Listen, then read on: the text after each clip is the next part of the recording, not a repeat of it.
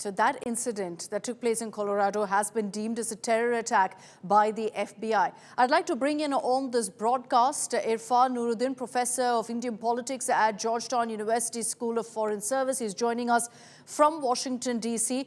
Good evening, or rather good morning, Professor Nuruddin.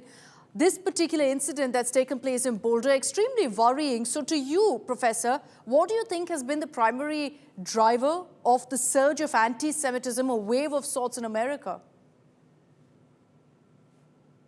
Maybe, firstly, one has to start by condemning all violence against all people, in particular, those targeted at people on the basis of their religion and identities. Anti-Semitic violence such as this should be condemned in the most uncertain terms. I'm glad you're covering this story. It deserves attention. The surge, and you also referenced in your opening the horrific murder of two innocent employees of the Israeli embassy in Washington, D.C. That attack actually occurred just outside Georgetown University's downtown campus, so it was very close to home. The whole university was put on alert because it wasn't clear what was exactly happening, and the concern was that some of our students might have been endangered. As to the question of why this is occurring right now, firstly, anti-Semitic violence of this nature has unfortunately always been part of American life, but the frustration on the parts of some on the, let's call it the left, but we have to remember that the voices and the actions of these two individuals who have committed these acts of violence are not representative of the left as a whole, right? They're extremists and deserve to be labeled as such. But that general frustration that after 2 years, a year and a half post October 7, 2023, the attacks on Gaza by the Israeli government have just continued in spite of tremendous world reporting about the attacks on innocent Gazans. And I think the notion that no matter what the peaceful protests have done to try and hold the American government accountable for its unconditional support of Israel, there has been no traction. They didn't get any traction under President Biden. They're not getting any traction under President Trump. This does not at all excuse the use of violence, but I think we have to understand all of what's happened over the last year and a half has been connected to a long-standing frustration with American foreign policy in the Middle East. Unfortunately, some actors choose to go beyond the law and commit these horrible crimes that both, are violence against humanity, but also delegitimize the peaceful protests of other people fighting for Palestinian rights and to bring attention to what is happening in Gaza. Just focusing on America right now, Professor Nuruddin, do you think that the Trump government has taken certain steps, meaningful steps at that, to kind of combat this anti-Semitism? Largely, you see it, of course, in combating what's happening in universities. But overall, do you think the government has actively addressed this problem? I do not believe so. I think what the government has done, unfortunately, is weaponize the language of anti-Semitism to make problematic any criticism of the American foreign policy vis-a-vis Israel and any criticism of Israeli policy in Gaza. There is no question that anti-Semitism needs to be addressed and attacked, as is any anti-religious violence of any kind, Islamophobia, Hinduphobia, anti-Christian violence in different parts of the world. All of it deserves to be condemned and attacked. But what the Trump administration has done is use that language to go after peaceful protesters, those exercising their First Amendment rights in the US on free speech, and make any criticism commensurate with anti-Semitism. This is extremely dangerous.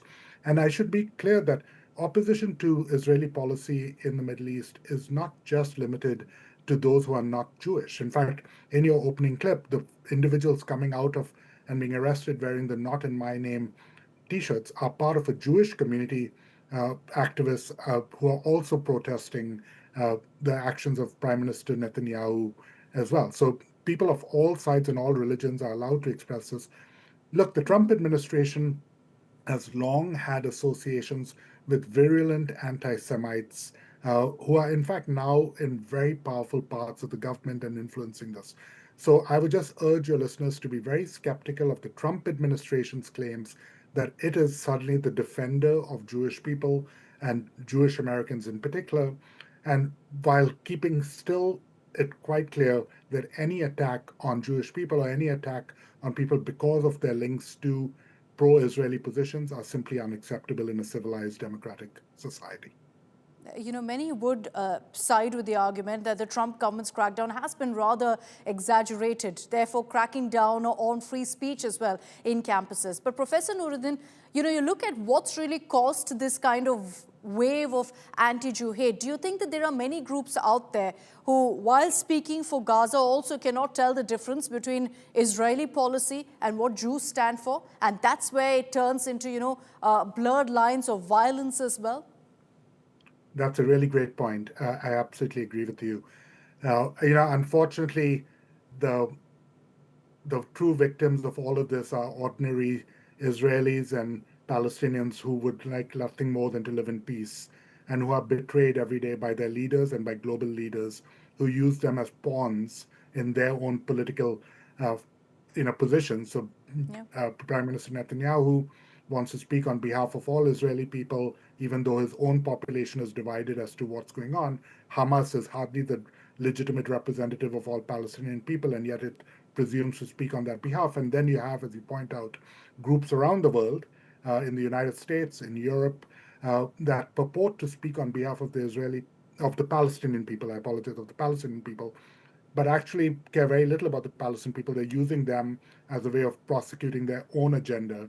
And a lot of that is, in fact, anti-Semitic agenda. It is about a criticism of the existence of Israel as a nation, the right of Jewish people to practice their faith freely. And so we have to really keep in our hearts everyday, ordinary, innocent civilians on both sides of that border. We should pray for peace, and we should not have any sympathy with people who use politics and use these people as a tool and as a pawn in their political agenda.